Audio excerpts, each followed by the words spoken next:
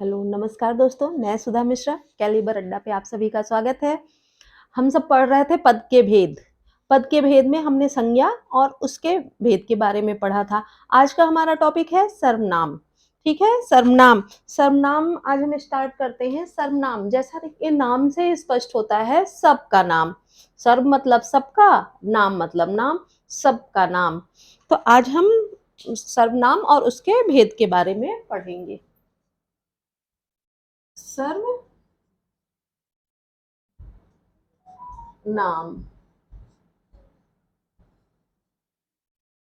अब आता है सर्वनाम किसे कहते हैं। जैसा कि मैंने बताया कि ये सर्वनाम जो कि सबका नाम होता है, वे शब्द संज्ञा हमने पढ़े।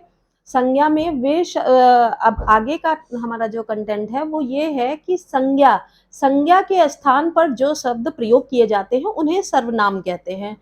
ठीक है? संज्ञा जैसे हम किसी का नाम लेते हैं तो हम बार बार उसका रेपिटेशन नहीं कर सकते हैं कि जैसे गीता थी, उसका नाम गीता है, गीता स्कूल गई, गीता ने स्कूल में पढ़ाई की, गीता ने फिर लंच किया, गीता फिर लौट आई स्कूल से, इस तरह नहीं बोल सकते हैं। तो गीता जो कि संज्ञा है उसके स्थान पर जो शब्द हम प्रयोग करते हैं कि वो उसका नाम गीता है, वह स्कूल गई, गीता स्कूल गई नहीं, गीता की जगह पर संज्ञा के स्थान पर हमने क्या यूज कर लिया, वह स्कूल गई।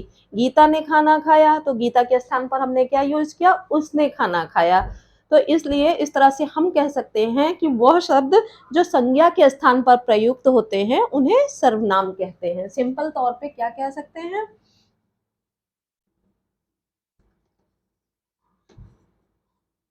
वह शब्द जो संज्ञा के स्थान पर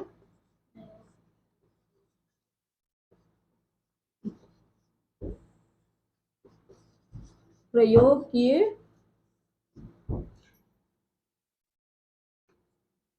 जाते हैं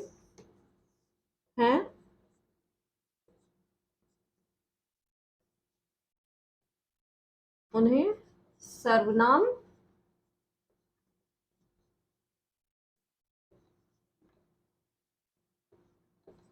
कहते हैं। जैसे मैं, वह, तुम,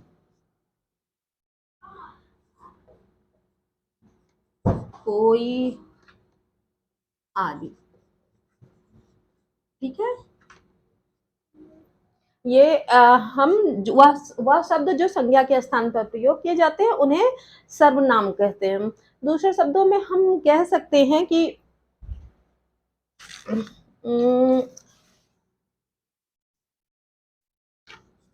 वह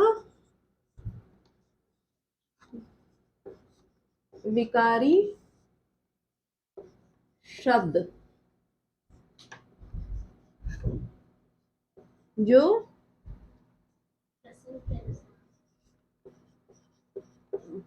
प्रसंग के अनुसार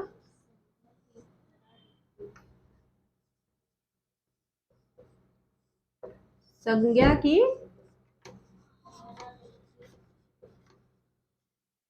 पुनरावृत्ति को रोक कर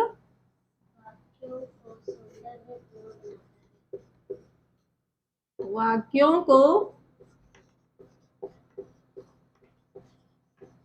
सौंदर्यपूर्ण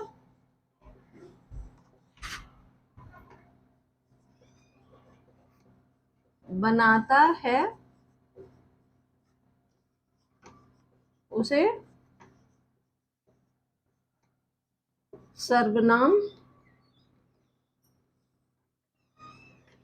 कहते हैं। ठीक है? जैसे जब कोई प्रसंग आता है उसके अनुसार जो संज्ञा की पुनरावृत्ति को रोक कर, पुनरावृत्ति मतलब बार बार जो यूज होती है संज्ञा, जैसे अभी मैंने आपको गीता का उदाहरण दिया था, बार बार उसकी पुनरावृत्ति को रोक कर और जो हमारा शब्द होता है, जो हमारा वाक्य होता है, उसको सौंदर्यपूर्ण तरीके से पेश करता है, प्रस्तुत करता है। जैसे हम कहें कि वह राम है, उसका नाम राम है, राम खाना खाता है, राम पढ़ने में बहुत तेज है, राम घर के सारे काम करता है, राम खाना भी बना लेता है। तो उसकी जो राम राम की पुनरावृत्ति रोक कर हम कह दें वो राम एक अच्छा लड़का है, वह बहुत पढ़ने में तेज है, वह खाना भी बनाना जानता है, उसने बहुत अच्छे अंक प्राप्त किए हैं। तो उसके स्थान पर वह, उसने, वो जो हमने यूज किया उसकी पुनरावृत्ति को रोक कर वाक्यों को बहुत अच्छे ढंग से प्रस्तुत करता है, सौंदर्यपूर्ण तरीके से। वह, उसने, जब हमने यूज किया तो बहुत सौंदर्यपूर्ण तरीके से हमने पेश किया, तो उसकी पुनरावृत्ति रोककर वाक्यों को सौंदर्यपूर्ण बनाता है, उसे सर्वनाम कहते हैं। अब हम पढ़ते हैं सर्वनाम के भेद।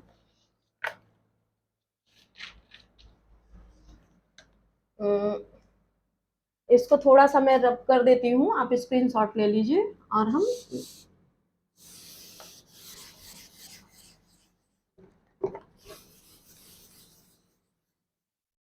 सर्वनाम के भेद लिखते हैं।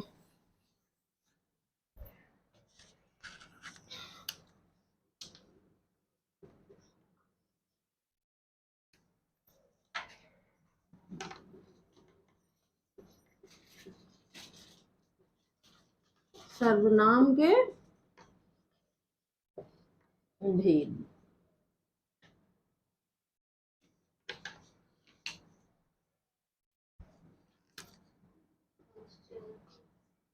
सर्वनाम के 6 भेद होते हैं, लिखते हैं।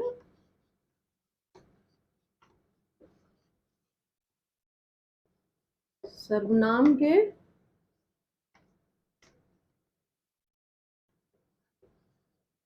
6 भेद हैं।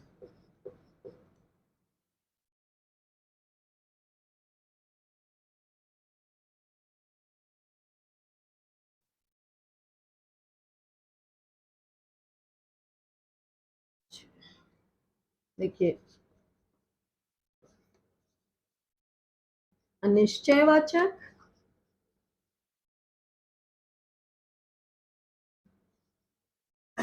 सर्वनाम, निश्चयवाचक सर्वनाम,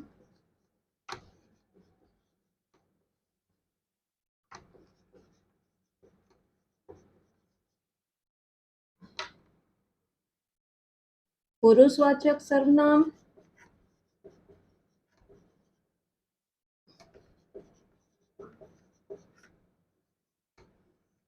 संबंधवाचक सर्वनाम,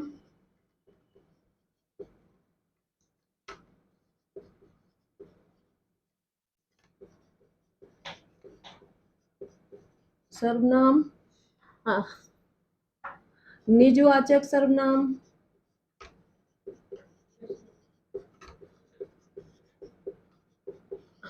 और प्रश्नवाचक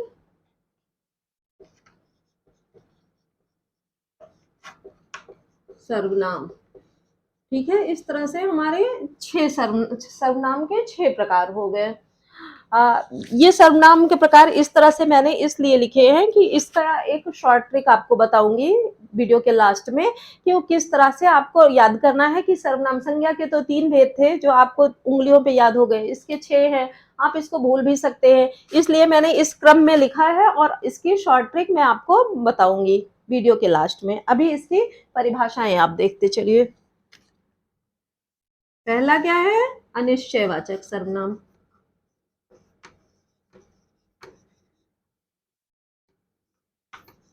अनिश्चयवाचक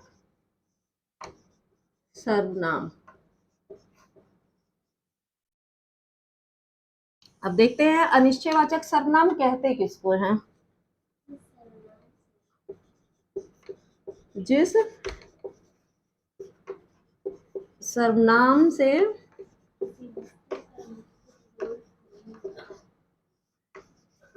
किसी वस्तु का निश्चित बोध नहीं होता,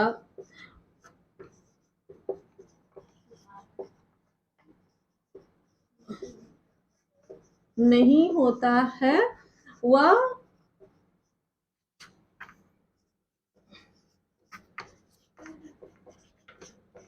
अनिश्चयवाचक सर्वनाम, वह अनिश्चयवाचक सर्वनाम है। ठीक है, जैसे कोई शब्द जिससे यह निश्चित नहीं होता कि क्या है, अनिश्चितता बनी रहती है वाक्यों में, उसको अनिश्चयवाचक सर्वनाम कहते हैं। उदाहरण हम देख लेते हैं। जैसे कोई किसी को कहता है, जैसे हम जनरली यूज करते हैं,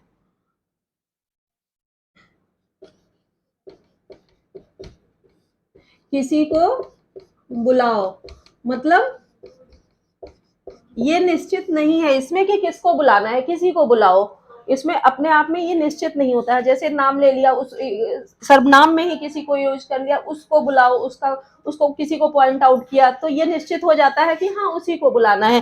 पर किसी को बुलाओ, किसी को बुलाओ, जैसे कोई बीमार है या परेशान है तो बोलेगा कि मैं, अरे मुझे यह दिक्कत है, किसी को बुलाओ जल्दी, तो किसी का मतलब ये निश्चित नहीं है कि किसको बुलाना है, तो उसको अनिश्चयवाचक सर्वनाम कहते हैं। एक और उदाहरण देख लेते हैं।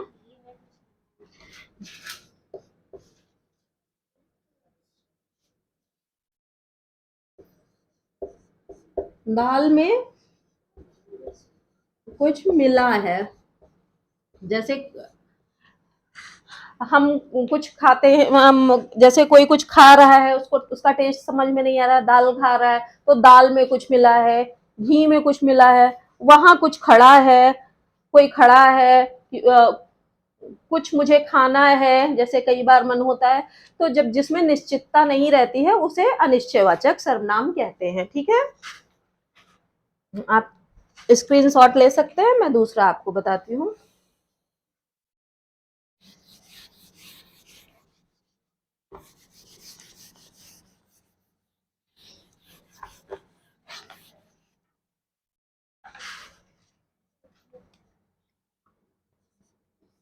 दूसरा है निश्चयवाचक सर्वनाम। देखिए नाम से ही स्पष्ट हो रहा है, वो अनिश्चय था, इसमें निश्चितता रहती है। निश्चयवाचक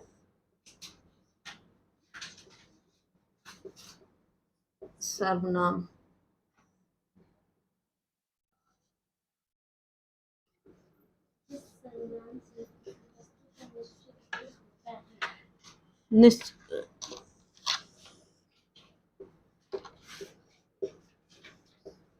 जिस सर्वनाम से किसी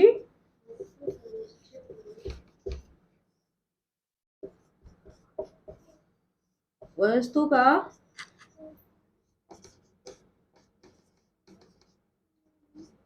निश्चित बोध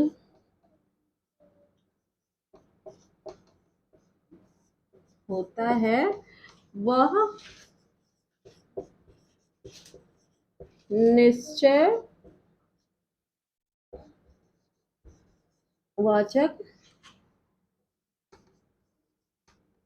सर्वनाम है। ठीक, इसका उदाहरण हम देख लेते हैं।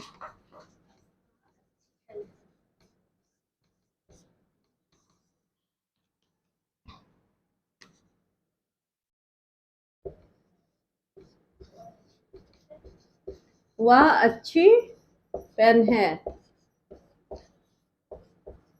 जैसे मैं इस पेन से लिख रही हूँ, मुझे अच्छी लगी, मैंने रख दी, फिर इसको बताया कि वह अच्छी पेन है, या यह अच्छी पेन है, यह अच्छा मार्कर है, तो यह निश्चित है, मैंने इसको लिखा भी है, मैंने इसको जान लिया है, यह निश्चित है कि यह अच्छा ही मार्कर है। ठीक है, दूसरा उदाहरण हम लेते हैं।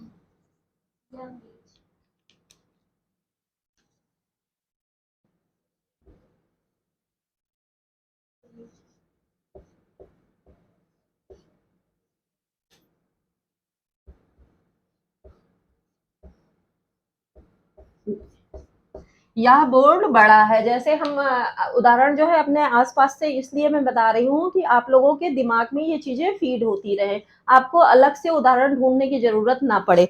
जैसे मैंने लिखा यह बोर्ड बड़ा है, ठीक है, तो यह हम देख रहे हैं कि यह बोर्ड बड़ा है, निश्चित है कि यह बोर्ड बड़ा है, मुझे लग रहा है यह बोर्ड बड़ा है, तो यह बड़ा है। अगर छोटा होता, इतना बड़ा होता, तो मैं कहती यह बोर्ड छोटा है। जिस चीज में निश्चितता रहे उसे निश्चयवाचक सर्वनाम कहते हैं, ठीक है।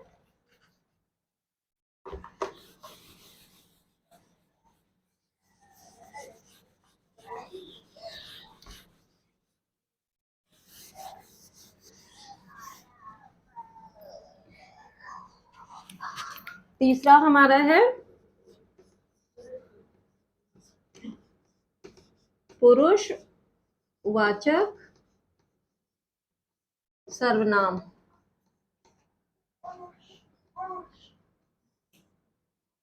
ठीक है, जैसा कि ये भी नाम से स्पष्ट है, पुरुष का मतलब सिर्फ ये मेल के लिए यूज नहीं होता। पुरुष का मतलब कि हाँ, जैसे हमने उसमें पढ़े थे प्रथम पुरुष, मध्यम पुरुष, अन्य पुरुष, उस तरह वाला पुरुष कि इसमें पुरुषवाचक सर्वनाम। चलिए परिभाषा देखते हैं।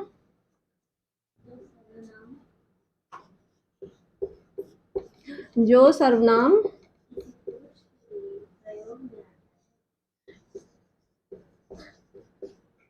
किसी पुरुष के लिए प्रयोग में आता है वह पुरुषवाचक सर्वनाम है। यह 3 प्रकार के होते हैं, ठीक है। पहला क्या है? प्रथम पुरुष। प्रथम पुरुष या आप उत्तम पुरुष भी लिख सकते हैं।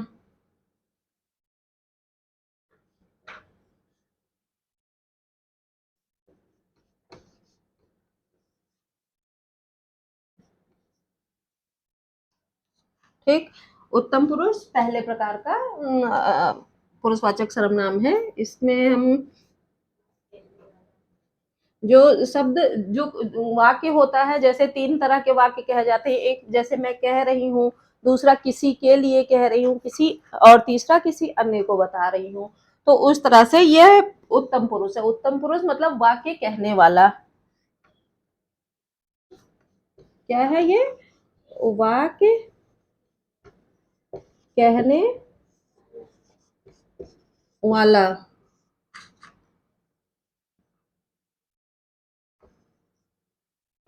उत्तम पुरुष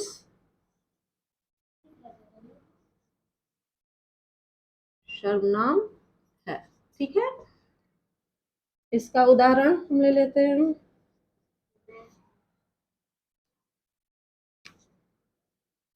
इसका उदाहरण हो गया मैं, या हम, या स्वयं के लिए जो कोई प्रयोग करे, ठीक है। दूसरा हमारा हो गया मध्यम पुरुष।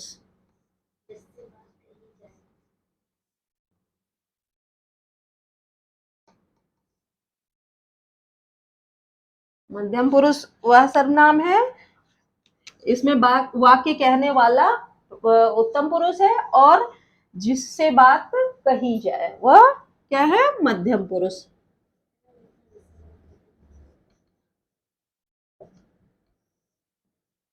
जिससे बात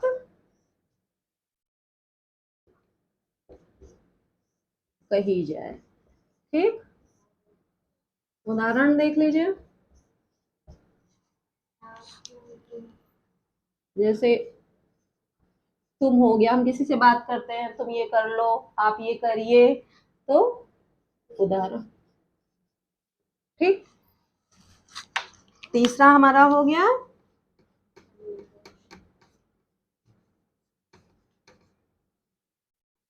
अन्य पुरुष।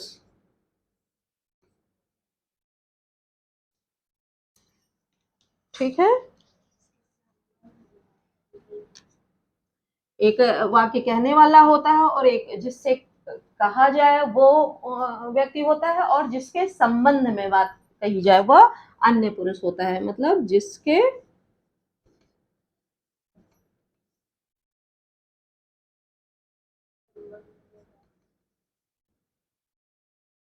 संबंध में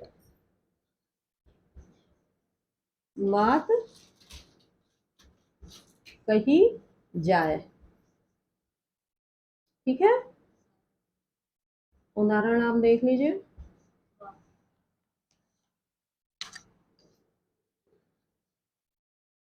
वह, जैसे हम किसी से बात करते हैं कि जो लड़की जा रही थी वह बहुत पढ़ने में तेज है। मैं कह रही हूँ, किसी अन्य से कह रही हूँ, मैं कह रही हूँ, आपसे कह रही हूँ, और किसी अन्य के बारे में कह रही हूँ। जो पुस्तक मैंने पढ़ी थी वह बहुत अच्छी थी। ठीक है, तो इस तरह से ये तीनों पुरुषवाचक सर्वनाम हो गए। ठीक है, आप इसका स्क्रीनशॉट ले लीजिए।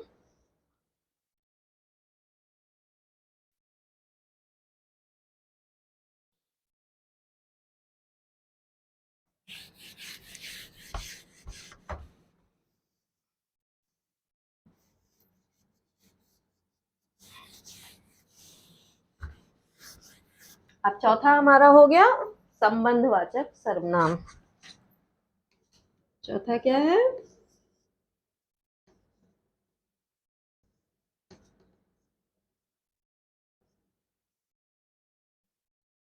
संबंधवाचक सर्वनाम। जैसे जितने भी सर्वनाम के भेद हैं ये नाम से ही स्पष्ट होते हैं कि क्या है। जैसे संबंधवाचक सर्वनाम है, नाम से ही स्पष्ट है कि इसमें संबंध का बोध होता है। ठीक है, तो इसकी परिभाषा हम लिखते हैं। जिस सर्वनाम से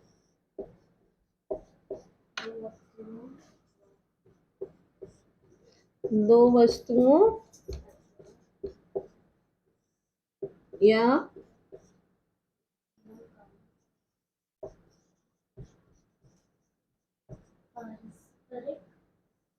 व्यक्तियों का पारस्परिक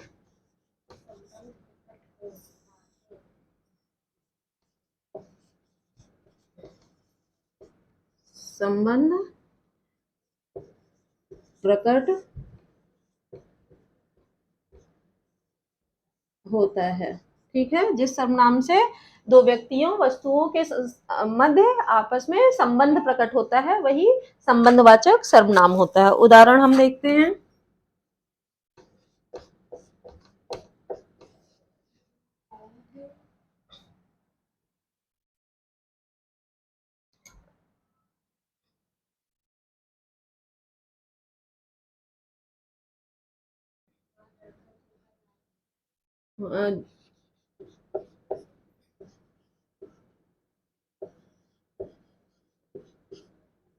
जो लड़की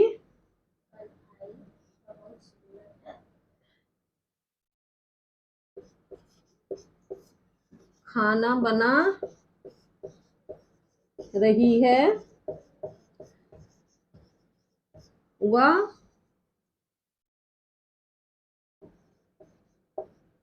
मुझे जानती है। ठीक है, जैसे किसी के बारे में कोई लड़की खाना बना रही है, उससे कहा जा उसके बारे में कहा जा रहा है जो लड़की खाना बना रही है वह मुझे जानती है। दो चीजों में संबंध हुआ, जो बना रही है खाना और वह मुझे जानती है। ठीक है, दूसरा क्या हो गया?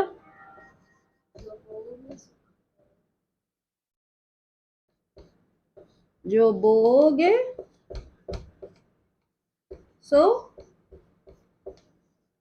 काटोगे। हम जनरली कहते हैं ना लोगों को, जो बोओगे सो काटोगे, मतलब जैसा काम करोगे वैसा ही फल मिलेगा। मतलब दोनों चीजों में संबंध हुआ ना कि हम काम, तुम काम कैसा करोगे फल भी वैसा मिलेगा। ठीक है, इस तरह से ये हो गया संबंधवाचक सर्वनाम। ठीक है, अब अगला हम देखते हैं।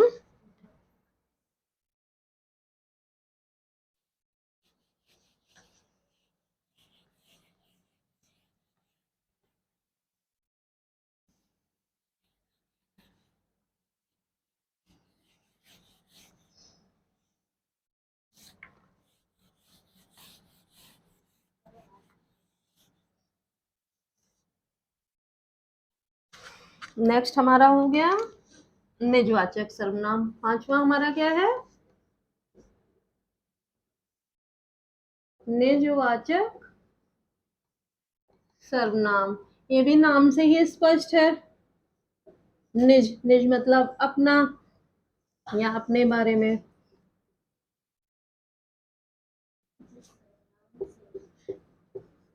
जिस सर्वनाम से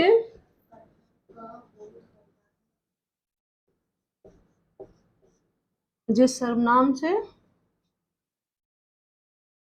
जैसा कि हम जानते हैं किसी से अपने बारे में बता रहे हो या अपने आपके बारे में कोई व्यक्ति कुछ कह रहा हो तो वह निजवाचक सर्वनाम होता है। जैसे मैं, आप, ही, अपना, ये सारे शब्द जो यूज होते हैं वो निजवाचक सर्वनाम होते हैं। तो जिस सर्वनाम से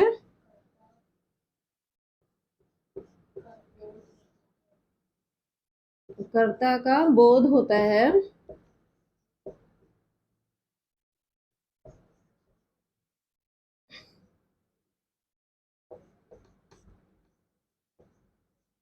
वह निजवाचक सर्वनाम है। ठीक है,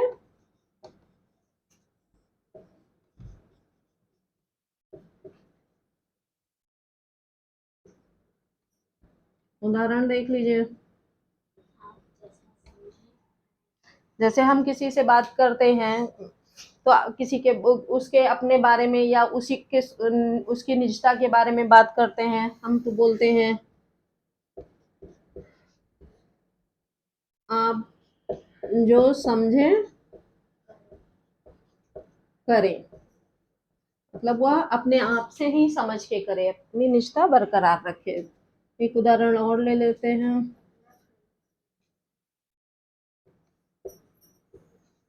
अपना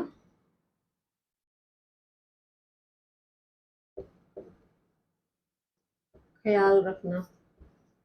हम किसी को कहते हैं अपना ख्याल रखना, तो या अपना हिसाब कर लो, या मेरा अपना घर है। तो इस तरह के वाक्य जो होते हैं वो निजवाचक सर्वनाम होते हैं। नेक्स्ट आपका है प्रश्नवाचक सर्वनाम।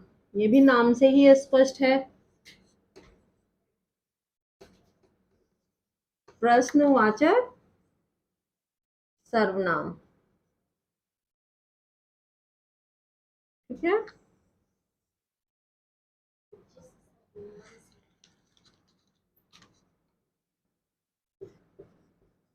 जिस सर्वनाम से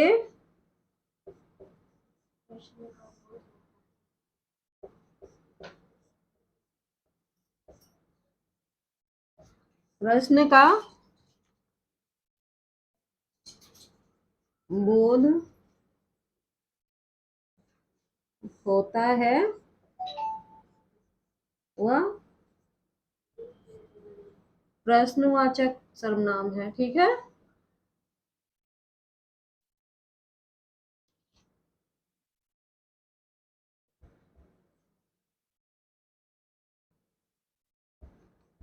उदाहरण ले लेते हैं। प्रश्न किसी भी वाक्य में जो प्रश्न पूछा जाए, जैसे कोई आया है, सॉरी, कौन आया है। जैसे दरवाजे पे नॉक हो रहा है, हम किसी से पूछ रहे हैं, प्रश्न कर रहे हैं कौन आया है, तो यह प्रश्नवाचक सर्वनाम है। दूसरा उदाहरण हम ले लेते हैं। किसी से हम पूछते हैं तुम कौन हो, इस तरह के, यह किसकी किताब है, खाना किसने बनाया है, दरवाजे पर कौन आया है। तो इस तरह के वाक्य जो होते हैं वो प्रश्नवाचक सर्वनाम होते हैं। ये हमारे हो गए 6 प्रकार के सर्वनाम। अनिश्चयवाचक, निश्चयवाचक, पुरुषवाचक, संबंधवाचक, निजवाचक, प्रश्नवाचक। अब टाइम आ गया है आपको शॉर्ट ट्रिक बताने का। शॉर्ट ट्रिक हमारी है जिससे आपको सर्वनाम, ये 6 सर्वनाम के नाम हमेशा के लिए याद हो जाएंगे। ये कौन सा सर्वनाम है, अनिश्चयवाचक, तो इसको हम लिखेंगे अ। ये कौन सा है, निश्चयवाचक, तो इसको लिखेंगे क्या, न। ये कौन सा है, पुरुषवाचक, इसको क्या लिखेंगे, प। ये है संबंधवाचक, इसको लिखेंगे स। ये है निजवाचक, इसको भी लिखेंगे न। और ये है प्रश्नवाचक, इसको भी लिखेंगे प। तो हमारी जो शॉर्ट ट्रिक होती है वो क्या है, अनाप, सनाप। ये हमारी हो गई शॉर्ट ट्रिक, किसकी, सर्वनाम के भेद की। सर्वनाम सबका नाम,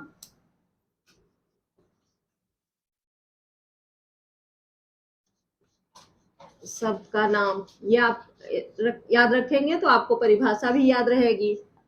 सर्वनाम यानी सबका नाम, और इसके भेद की ट्रिक, अनाप शनाप। आ से अनिश्चयवाचक, ना से निश्चयवाचक, पा से पुरुषवाचक, सा से संबंधवाचक, ना से निजवाचक, प से प्रश्नवाचक। इस तरह से 6 सर्वनाम के भेद आपको याद हो जाएंगे। ठीक है, आज के लिए बस इतना ही। मिलते हैं नेक्स्ट वीडियो में। Thank you.